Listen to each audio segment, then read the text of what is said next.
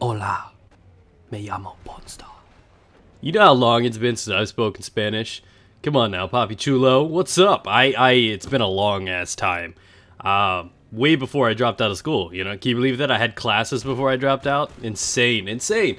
So I want to talk to you guys, about the 338, the 338, and some other things. Oh yeah, that's right, that window was, confirmed, bad guy, so I had to take him out before taking out the, actual Tango, but I wanted to talk to you guys about a couple things. First things first, I want to address the thing that guys probably missed yesterday. You guys as Battlefielders, being the majority of people that watch my channel, missed a video about Halo 4 yesterday where I was talking about the 25 days of Christmas. A lot of you guys were probably overlooking it like it wasn't anything special, and in fact it is. It's going to be a split charity / giveaway event. Every day in December I'm going to be giving away a prize that's going to be at random in the spirit of Christmas to you guys. So get your eyes ready, get your pants moist.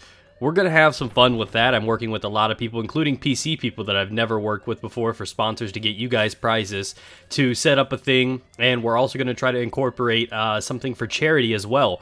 So it should be a fun time, holidays, and that's about enough on that one. Actually, one more thing to cover that. A lot of people are asking, are these things going to be able to be shipped overseas? Now, most of the companies I'm working with actually have stations overseas. So it's not like they're sending me the product and then I'm sending it to you. It's more along the lines that I give them your address and they send you a dead puppy.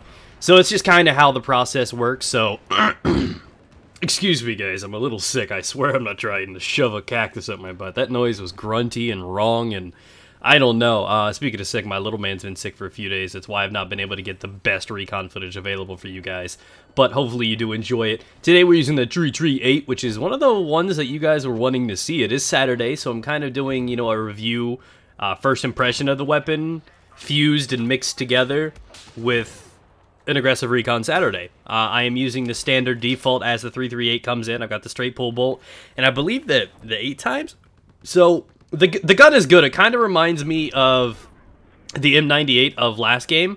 So it kind of, just like the feel and maybe even a little bit of the look, kind of reminds me of the M98 of Battlefield 3. The convenience of it. It's got 6 shots. So much about this weapon kind of reminds me of that one.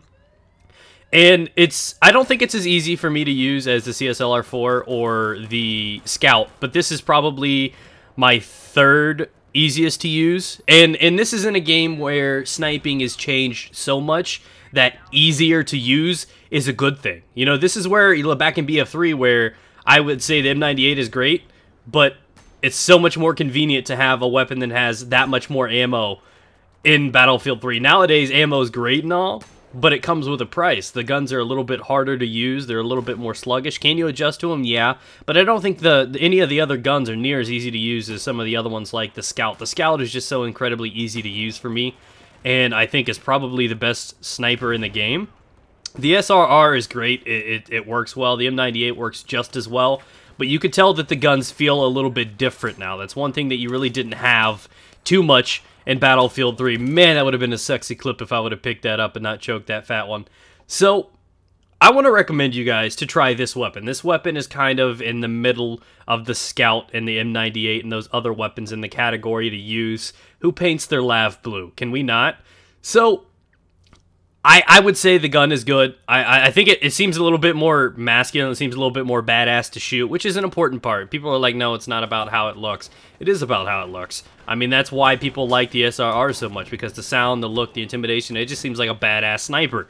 And this one kind of seems like the middle ground between that. It's convenient, it's easy to use, it's potent, just as many of the others are. But again, in a game where many of the snipers can kill in one shot, and it's just about how easy you'd like it to rack, or how smooth the shooting or aiming down sight is, or how many bullets it possesses. There's a few different factors, and I think the 338 is one of the higher up ones. I kind of don't pay too much more attention to like the M40 or M98 anymore. If I'm going to go into any of those weapons, it's probably going to be the SRR. So, thank you guys for watching. Check this weapon out. If you're struggling a little bit with some of those other snipers, this one may be right for you. Yeah, don't worry about that. I see the trail. It's right through your neck. Ignore it. I'm glad I could pierce that invisible throat. So thank you guys for watching. Please keep smashing that like button. It's doing so much for us as a group to grow together. Fist bump! And have a great, wonderful day. I want to remind you to tune in next Saturday, too, for another aggressive recon video. Leave a comment down below about what gun loadout you would like me to use. I know things are changing now. You can tell me what you want me to put on these bad boys. All the condiments to sprinkle on top. And also reminding you guys to check the link in the description about the 25 Days of Christmas, motherfuckers. I love you. And your mouths. More specifically, your mouths. You're cool too, though. But your mouth, oh yeah. Stay moist, guys.